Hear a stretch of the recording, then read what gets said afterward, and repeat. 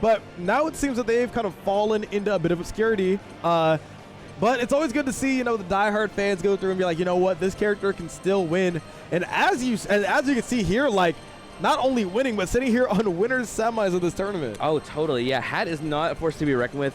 You know, started with the NARM gang, you know, love to represent, but as soon as, I'm going to call it Susie from now on, as soon as Susie came out, just decided to try something different, and especially with how this game is played, a lot of us here in PNW came from vanilla, tried the game out, and a lot of people swapped mains because just the playstyle, the way the game is so different. So I think Hatt, for a while, was not really sure how they wanted to play NARM, and then finding a new character and finding a different playstyle in Susie just turned out so well. So I really like what we're seeing so far. And yeah, it looks like it is the 2B as well. This is a character that has been pretty polarizing down here, but it's still really good despite the nerfs. Yeah, I mean, I feel like, honestly, like, whenever you think of 2B, like, we think about, like, you know, the Evo runs this character is able to produce, like Vermilion able to get that top 6 finish. You think about, you know, how this character's been able to dominate at the local levels as well, at least in California, right? Like, whenever you think of California, that is definitely the land of 2Bs, both in the north and the south. So I'm really curious to see what this player can bring to the table. It's interesting because AD is a Lance player through and through. This is a character that feels so different from that, especially considering how I think AD, Adorable Dragon, embodies that, like, in-your-face rising playstyle so well. So taking this a little bit more of like a slower paced game through 2B, getting to play this patient, like almost like anti-zoner kind of game playstyle, and then Hatt, how he's gonna have to work and weave around that. It's gonna be interesting to see how this matchup plays out.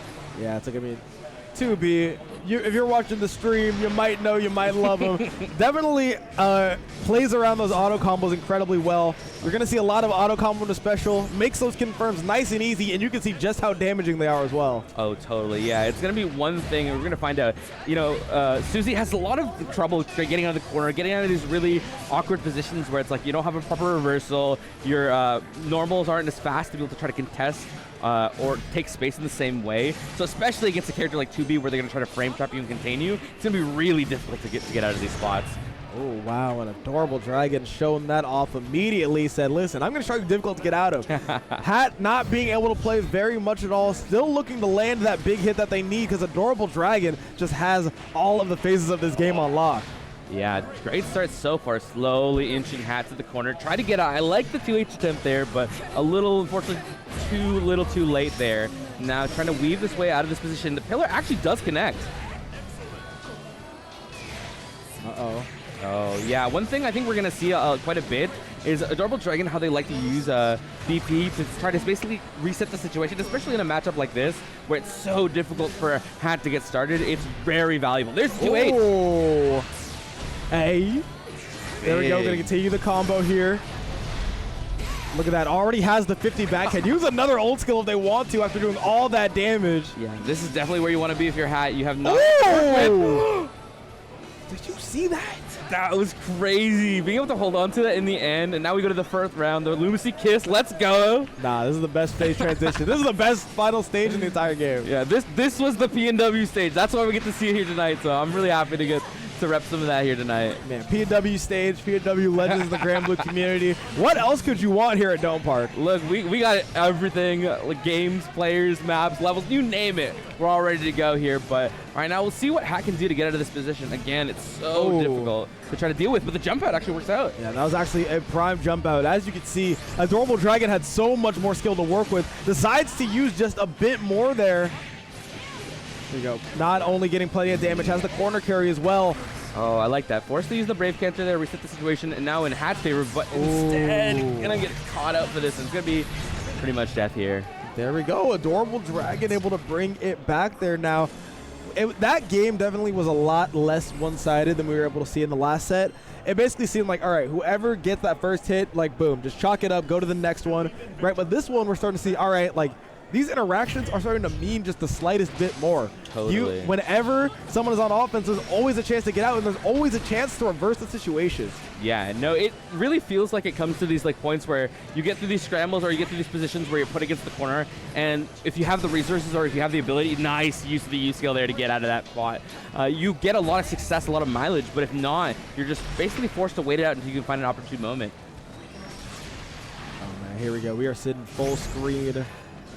Just throwing out, as you said, has the not only the anti-zoning tools, but also, you know, has some of those full screen options as well. Oh, I love that. The air is so good. Gonna spin for SBA, gonna take this knockdown, and Hatt is in a really uncomfortable spot right now. Wow, I'm too Stryber, and I was about to say about the wall. I was like, wow, the wall break coming through here. Gotta recognize what game I'm at. Oh, no, yeah, you're gonna see the wall break getting the positive bonus. Yeah. Right now, it feels like we got the positive bonus going. Honestly, that's what, I feel like that's what 2B feels like all the time. Oh, totally. There we go. Once again, goes for the Brave counter. Yeah, I like that. Spinning for the SSBA, wants the PP back. Don't think this is gonna kill, but it's gonna put you in a really good spot. Yeah, plenty of damage. Look at that frame advantage. Oh, my God! I'm actually so bad at that. What was that? I'm so bad at that. I'm following your lead here, man. You can't bait me like that. Oh, no Come way. on now. So it starts. Every time I get on the mic, it always has to happen. Let's get it out of the way early. Let's move on. Let's move on. There we go. Oh, my goodness. And now Hatt able to go up one more round in that one. Utilizing that fast run speed, just trying to get in the face of AD. Not something that you see too often on Suzy, but it's working out right now for Hatt. Yeah, doing it. Oh, actually drops the ender, but still in a pretty good spot right now. Trying to find a way to open up AD, but AD actually playing pretty patient, pretty respectful right now, just trying to take this opportune moment to clash. Oh, the BC comes out though. Uh-oh. All right, auto combo's coming out once again. No conversion because Hatt tried to jump out of that. Yeah, and honestly, like, these scraps are working out so well in AD's favor. Hatt able to make the most of this right now. Oh, man. Hatt has 100 bar. Next hit's going to do it for sure. Combos into that. SBA drags him down to the floor, uses the meter on the U skill instead. Nice! Not going to be able to kill. Still has to find one more, tries a spot dodge, but isn't going to find it. Hatt's going to take game 2. I actually love the idea there, especially with the pillar. You saw Hatt had all the resources in the world. 100 meter, had stock, had everything in his favor, and the AD was like, oh my god, I don't know what to do. I'm going to try, and actually was a decent call, but a little too early, and actually gets caught by pillar. Oh, here we go. Once again, utilizing that laser, just trying to disrupt the flow that Hatt wants to put up. But Hatt says, you know what, I'm just going to bring the rhythm to you. Gets the huge combo so far, has plenty of meter to work with, gets the buff as well. Like, this is looking real good for Hatt right now. Yeah, I like this. Playing a little bit more, like, not reserved, but patient compared to the first 2 games that we've seen, and it's definitely working out so far. I mean, look at this. Combo's still going. Like, what? Yeah, and you get the stock charts. Like, what are you going to do against this? But AD going to try their best. Going to do a great job so far. Front load a bunch of this damage to try to even out the deficit. Yeah, I think as long as that stock is still on the table, it's just ever so scary. So AD's going to try and navigate around that. Finally expires here. Yeah, may try to spend here for SBA if this combo will allow it, but maybe just a little too shy with the combo limit. I like the use of C-Pod here. Oh! Actually, with the mash out, though. I love the challenge in the plus range. Messes up the meaty, and Hatt is once again going to take a round once here. Going to be at set point. All right, trying to hold on, yeah. Hatt in a really good position, especially compared to the first 2 games. But AD definitely has it in them. I love the air-to-air. We've seen so much of that in this set so far. Oh, look at that. AD just trying to go ahead, call out a lot of these 2Ls. They have been the troublemaker here for AD as well, allowing Hatt to get these plus frames. And now it's like, all right, I'm going to try and frame trap you. I'm going to try and do big damage and close out this round. Let's force a last game, last round. Nice big counter. It has the resources. Should just be able to spend it. No problem here. Oh, yeah. I'm just waiting. I'm not going to say anything. Won't let it happen. Listen, chat. There we go. Not going to kill. Not going to kill. I almost said something, but AD going to prove me wrong in my head and even up the set count. All right, here we go. Going the distance here. This set has been crazy to watch, just the progression between these two and how like they changed the pace throughout the whole match and basically get to this point now where it feels like we've progressed through so many layers and I honestly couldn't tell you who could win this. Yeah, it's like, I mean, this is about as even could be right now. We've been seeing a lot of clutch hits from AD so far, but Hatt has been able to run these back every time. Goes for the DP as well there, just trying to get out. I love that. Been really confident using these reversals, using the meter.